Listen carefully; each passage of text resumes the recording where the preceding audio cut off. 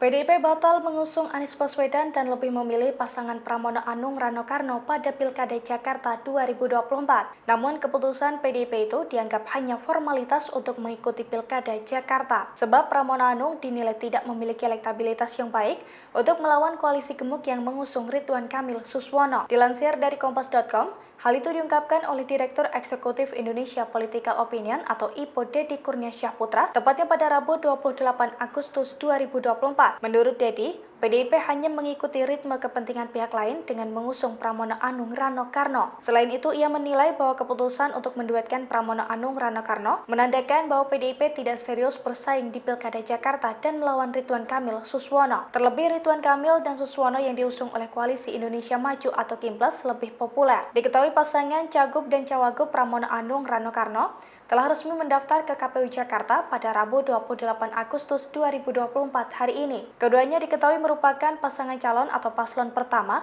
yang mendaftar ke KPU Jakarta untuk Pilgub. Berkas pendaftaran keduanya pun langsung diterima oleh Ketua KPU DKI Jakarta Wahyu Dinata. Hal ini menjawab teka-teki soal siapa figur yang dipilih PDIP yang sebelumnya santer dikabarkan akan memilih antara Anies Baswedan dan juga Ahok.